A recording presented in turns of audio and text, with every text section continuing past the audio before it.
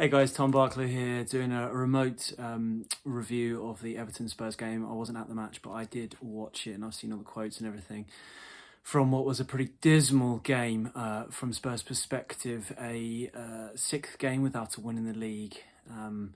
One win in the last 10 now. Just really, really not looking good for Ange Postecoglou's side. And probably the worst half of football under Ange.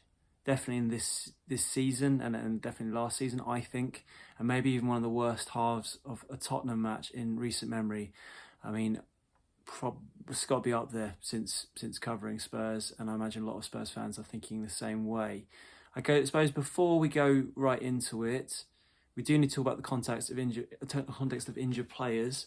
I don't think you can use that as a whole excuse to say from the off. Just look at Bournemouth on Saturday. They had 9 players out, pretty much no strikers, and they go and win at a Newcastle side that have won 9 games in a row, 4-1, and they found a way, they tweaked it a bit, so there's not enough of an excuse. But also, it would not be fair on Ange Postecoglou and Tottenham at the moment to not mention it at all. I think a lot of fans, are tired of these tired excuses about injuries, but there's no getting away from it. Whether you like it or not, they have a big impact. And Spurs without 10 players, again, for this game. New players today, a few of them that wasn't expected, at least on Friday. We were wondering about Yves Bissouma and Brennan Johnson because Postecoglou had mentioned that they got knocks against Arsenal. Turns out Johnson's one's quite bad. He's out for, Postecoglou said after the game, about 3 to 4 weeks. Bissouma is expected back for the weekend, so Leicester, I suppose. But the one that was a bit of a shock came on Saturday. There was sort of chatter about it on Saturday night, but it was only confirmed on Sunday that Dominic Solanke, just the way it's going for Tottenham at the moment, Dominic Solanke, who was ever present for Bournemouth last season and has been pretty fit for Tottenham this season, barring an injury towards the start of the season. He had twisted his knee when trying to fire a shot on his own in training on Saturday. And he's going to be out for a few weeks, apparently, is what Postecoglou said. Not quite as bad as the suggestion of a bit longer than that, but he said a few weeks, and that is a hammer blow, and they really missed him.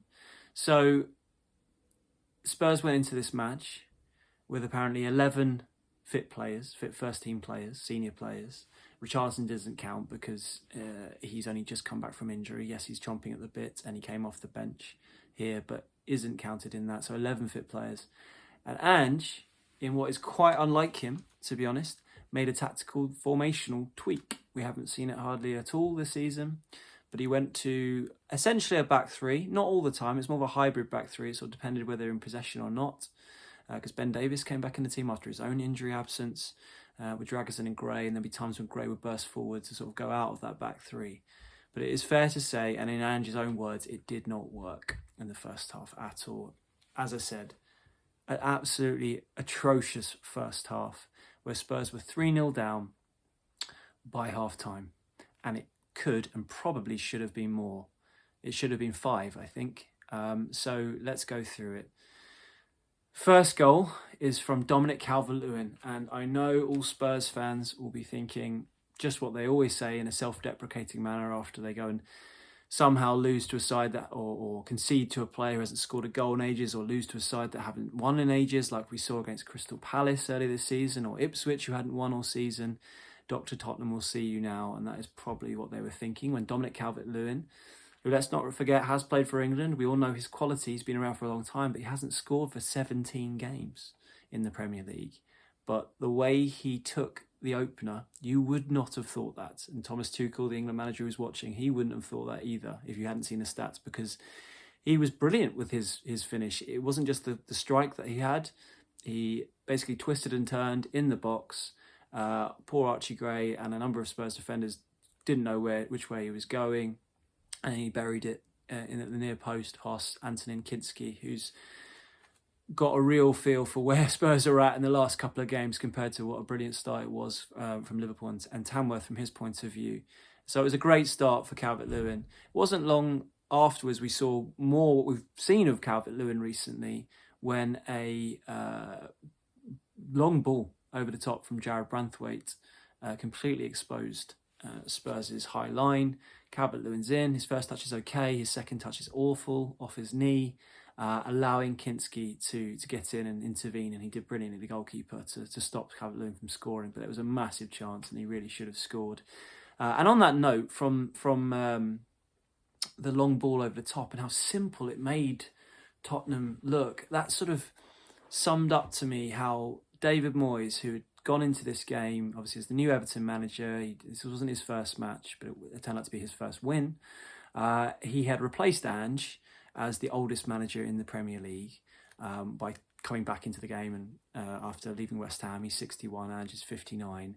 But he's got such a wealth of experience in the Premier League. I mean, Ange has got a wealth of experience in management, but not in the Premier League. It's only been a few years. Moyes has been doing this for a very long time at varying levels of the league, from taking Everton really high to obviously getting the Man United job. Didn't work out, but it was still the Man United job. Taking West Ham to Europa Conference League, getting relegated with Sunderland. He's had all manner of experiences, and it felt like, watching that first half, he knew just where to target Spurs' numerous vulnerabilities and frailties, which were only amplified by this tactical tweak that didn't work. And to be fair, fans have been crying out for tactical tweak for a long time, and particularly maybe going with three at the back. He hasn't really had a chance of doing that recently with the players absent. It was almost kind of not similar, but you remember when Stellini took over from Conte and decided to suddenly change it when fans had been crying to go back from a three at the back to a four at the back for a long time. And then he did it up at Newcastle with Perisic playing left back and Porro playing right back. And that's when Porro was never a right back at that point. And it was like, why are you trying this now? And obviously they got battered, 5-0 down after however many minutes in the first half. It's a bit different here because he's obviously completely hamstrung by absentees and having no players. So he felt like he was kind of forced into it, and he tried something and it didn't work. So it's not the same, but I guess what is similar is the way he got punished for trying this when people have been asking for it for a long time, or something a bit different, and it didn't work at all. And it wasn't just that. It was, look at Everton's team selection. You might have not noticed this, focusing on Spurs, but Jake O'Brien, who's 6'6" and really a centre-back, came into the team at right-back for Everton, who've had a few issues there. And, Moyes talked about before the game how that was, he wants to get a feel for all different players. And maybe that's true, but it was quite obvious straight away that he was put basically on Kinski at set pieces, and with a massive presence like that. And Everton looked big, and Tottenham looked small today with the team they put out. They're missing, Solanke. When you haven't got Solanke, you haven't got Romero and Van der Ven, suddenly the team looked quite small. And whilst Everton didn't score from a set piece, they looked threatening. And that sort of physicality was another way I felt like Moyes was really trying to sort of power Everton to a win, making the most of Tottenham's frailties, as I said. It felt like it really came to the fore. So anyway, 1-0, should have been 2-0 when Calvert-Lewin doesn't take that chance. Then there's a brilliant save from Kinski to deny, I think it was Oriol Mangala with a shot, so that could well have gone in. Excellent save. I think in between that, Son has basically Tottenham's only good chance of the first half, and he really should be putting this away, summing up where he's at right now with his form. He just looks so bereft of confidence in front of goal. Even if his numbers aren't terrible, it's just chances like this. Son, 125 last I checked Premier League goals, an absolute brilliant player for this club for so many years.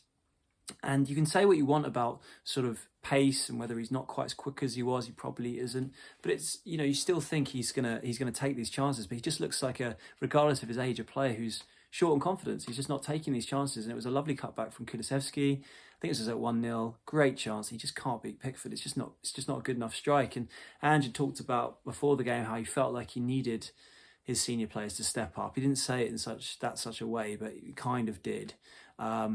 Because it's been the youngsters who've really performed brilliantly in the last couple of weeks compared to the senior pros. And that was a chance for Son to really sort of, to manage that. He's not the kind of player you don't think to go crunching into tackles, but where he is brilliant has been brilliant is making the difference with the scoring of goals, the hardest part of the game. And they really could have done with him. They really needed their senior players to step up. And in the first half, they just didn't. And Son missed that chance.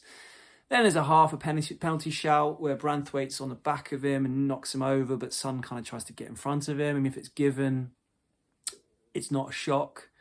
But I don't think, Spurs will be coming away from this game, looking at that as a massive contentious point. I don't think it was even brought up in the press conference. I mean, last week against Arsenal, the goal that Arsenal scored their equaliser from should never have been a corner. It was a set piece because the ball hit Trossard last on the way out, and that was a legitimate excuse. And Ange wasn't even really using it as one then, so he was hardly going to point to a penalty shout in the first half. But I guess it was just another moment to remark on. Anyway, shortly after it was 2-0. Iliman Ndiaye, you remember, was it him who scored against Spurs in the 1-0, that Sheffield United, he used to play for Sheffield United, that FA Cup, that horror week? I remember being at all three games where basically the end of Conte to a certain extent, where they go and lose 1-0 in the FA Cup at Sheffield United, who were in the Championship at the time. Harry Kane was left on the bench. He started the game on the bench. Then they go and lose at Wolves 1-0, I think it was. And then was it draw against Milan? To go out of the Champions League, didn't score a goal in all these three games. Obviously, then it was Southampton and the blow up in the press conference, and he was gone. But that sort of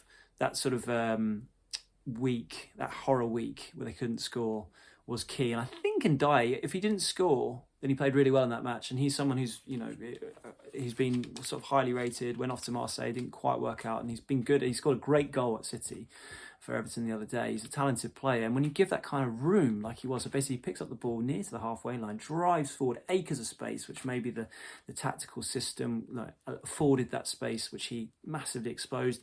He's running at Dragusin. He does a bit of a step over, leaves Dragusin sort of feeling as dizzy as he would later feel when he gets a massive elbow from DCL right in his head, which ends up giving a big cut, and he ends up coming off later. I'll come on to that. But anyway, he sort of turns Dragusin, all ends up, and belts it past Kinski at his near post to make it 2-0.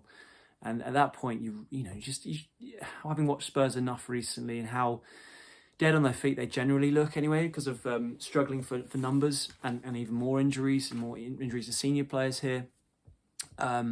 You couldn't really sense they would get back into the game. But I guess on reflection, looking at the scoreline, the next goal was key. It was actually the match winner. So just before half time, 7 minutes of injury time, there's a corner, I think, which kind of gets half cleared. The ball comes back in, always the far post. There's Tarkowski, good header down. He's an absolute unit in the air, isn't he? Head down, I think Cavalier flicks it on, and poor Archie Gray. He's been so good, to be fair, playing out of position during this period. I think he's under pressure to try and clear it because I forget which player it was. Everton player was there ready to tap it in, and he unfortunately puts it into his own net, and it's 3-0, and it's just horrendous. And like I say, just probably the worst half I can remember covering Spurs in the last few years and during the Postecoglou period. You got Daniel Levy looking on up in the stands, and you got to wonder what he's thinking watching that, and what kind of response Spurs are going to have in the second half. They were sent out a few minutes early, it seems, at least compared to the Everton players. James Maddison later in his interview said that basically Postecoglou talked about showing some resilience in the second half and basically salvaging some pride. And I suppose they did do that. They actually won the second half 2-0. They looked more solid. I think the tactical tweak formation tweak got changed back. Kulusevski actually scores a really lovely finish from the player who's been the standout player by a country mile for Spurs this season. Albeit in the last few weeks, he has started to sort of look like he's tiring and slowed up a little bit. But basically Pickford comes out, tries to get after Maddison. He's basically out of his goal. Ball comes back to Kulusevski. He's got 4 Everton defenders in front of him, between him and the goal. Comes onto it first time, and it's just, the chip is just beautiful. It's like almost like a golf shot onto a bunker. Like, just goes over all of them and ripples into the net. Lovely finish. But even then, you're just thinking consolation. Even with Spurs and their history under Postecoglou of threatening last minute comebacks, you just can't see it. And then going into injury time, I have to say, and Moyes said himself, David Moyes, afterwards, that he was feeling it was a bit of a scary moment. He was half wondering whether they might get it back because they obviously got another one back right in, I think, the 2nd minute of injury time, where Mikey Moore came off the bench, swings in this cross, beautiful cross, and there's Richarlison who's come off the bench. A welcome return given the problems they've got with injury, in particular up front now with Solanke being out. And he turns it in at the far post to make it 3-2. But ultimately, they can't get back from there. It would probably have been harsh on Everton if they hadn't won this game, and Spurs overall were well deserving, I would say, of of this defeat. And I don't think they really deserved anything more than that. I mean, how they could have done with nicking something in the end, but I don't think it would have been deserving for that. And that leaves them, as I said from the top, winless in their last 6. The last time that happened was in January 2009, I believe, when Harry Redknapp was manager, but it was shortly after the infamous 2 points from 8 games, which saw Juan de Ramos sacked at the start of the season, and then Harry came in and obviously went on to do really, really well from a league position over the next few years, get back into the Champions League. But there was a bit of a rough period midway through that following season. And the fact that it was only a few months after that, there is a sort of significance there, I suppose, given, Ange feeling quite, slightly precarious position at the moment after a horrible run. I mean, it's 1 win in 10. It's 5 points from the last 30 games. Just look at the league table. It's atrocious. Obviously, the cup competitions are the silver lining, the potential saving grace for him, as are, the horrendous injury record, how bad it is at the moment and getting worse, which is scarcely believable. I suppose some fans will point to the number of hamstring injuries they're having at the moment, given Postecoglou's history with that from his intense training at other clubs. And I do think that's fair to sort of look at that. I'm not saying that's the exact reason, but when you see that sort of correlation and trends happening over and over again, I don't think it's unreasonable for fans to be questioning why that is the case. They're also having horrific bad luck. I mean, Guillermo Vicario fractures his ankle. That's just a bad luck. You get a lot of that. Or Mikey Moore picks up a virus. What can you do? There are some harsh things about the way it's going at the moment for Spurs, and even playing Everton just after they've appointed David Moyes, just after Wolves appointed Vitor Pereira, to get that new manager bounce, that doesn't help. But again, they are all kind of excuses, and even if the injury situation is kind of extreme at the moment, it's not. It won't wash to just pin it all on that. There has to be some adaptation, and the results just aren't good enough. This is Tottenham Hotspur that we're talking about. It's a whole different conversation. I'm not going to focus on the sort of situation of whether he will be sacked or whatever might happen in the coming weeks. So much in this video, it's more reaction to the performance. But there are sort of wider questions over Spurs' history of hiring and firing managers and where it really gets them. But today, I think it is fair to say was a new low that first half from what's been a nightmare of a league season so far. And back to that Ramos comparing. The point is that Ramos was the last Tottenham manager to win a trophy, and he was still sacked. Jose Mourinho made it to a final and was sacked before then. So I guess my point, rather than getting specifically into the weeds over Ange's future, is the point that yes, he's into a semi-final of a Carabao Cup, he's put himself in a good position, albeit it's still a very difficult job to be done to finish it off in the League Cup to get to the final against Liverpool. But that's proven to be not enough if the ownership feel a certain way about him. So he will know he's under the cosh at the moment, and you can't as much as you might like him and the way he speaks, and I do. I always, as a journalist and as a neutral, I find the games entertaining. I find him very quotable as a journalist and find him very interesting character to write about and talk to compared to your average football manager. So I am a fan, and I do feel like when it works, it's fantastic. But you cannot get away from the results in the league. Just any manager would be under pressure at this stage. And let's just go on to his quotes afterwards. I mean, it's kind of similar stuff to what we've seen in recent weeks, because we've been in a similar period.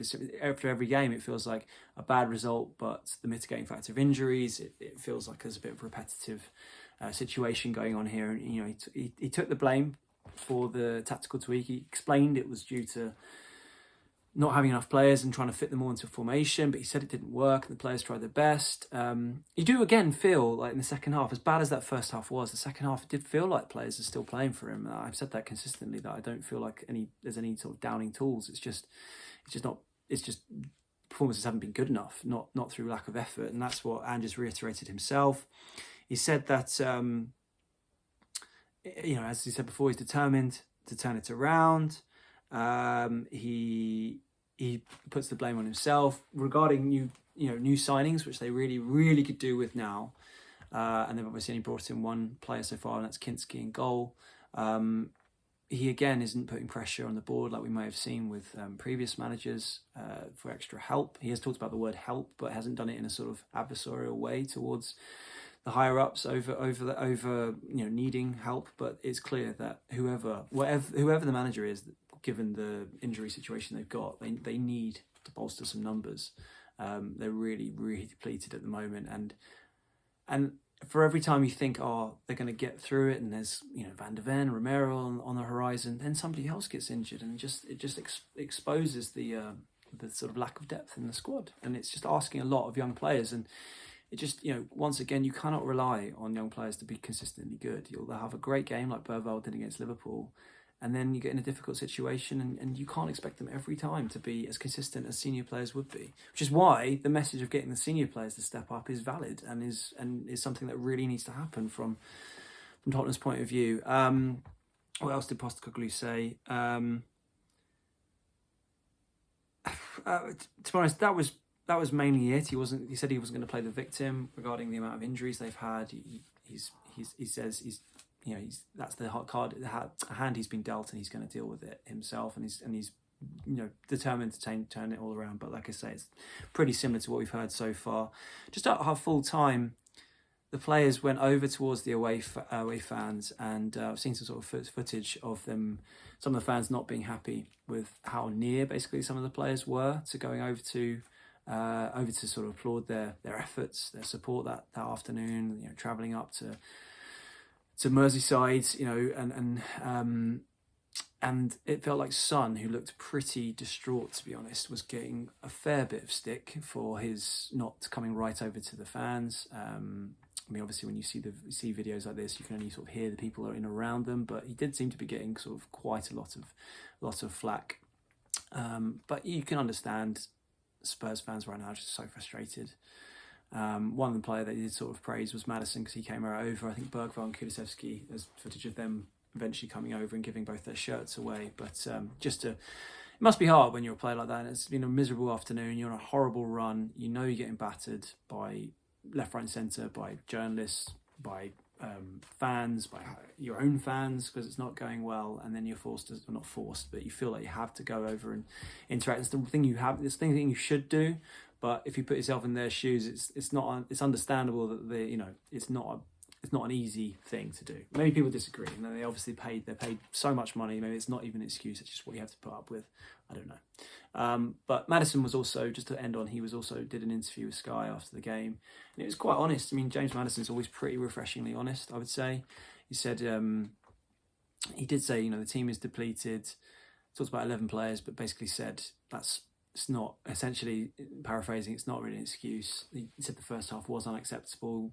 Quite worryingly, saying the team needs to be more resilient and is basically too easy or needs to be tougher, I think was the phrase, to score against, which is definitely a regular theme. Spurs do seem to be carved open way too easily at times under Ange, particularly this season. That's a recurring theme. And he said that it's basically right for the fans to criticise, or the fans will criticise, and rightly so, I think he said, and that's something the players will have to take on the chin. And he also said that, they probably don't even want to hear from me right now. It's more about action. And that's fair. Like we do have to hear from them afterwards, and obviously as a journalist we need to hear from the players. But I can understand why supporters don't really want to right now. They just want to see players putting in a performance, and when they see that first half, as much as the second half tried to make up for it, they are going to be frustrated. I mean, Maddison pointed to the fact that there's always another game around the corner, and here it's Hoffenheim on Thursday. Another big game, but as regards the league, just a total disaster of a season with an awful first half at Everton, which just adds more pressure, I guess, to Postecoglou as we go into what is a critical period with the cup competitions, which seem to be, as I said before, his chance of salvaging this season. But we'll see what happens. I'm going to be in Hoffenheim on Wednesday. I'll be going there, so I hope to do a video after the press conference and after the game itself. But let's see what happens between now and then. Cheers, guys.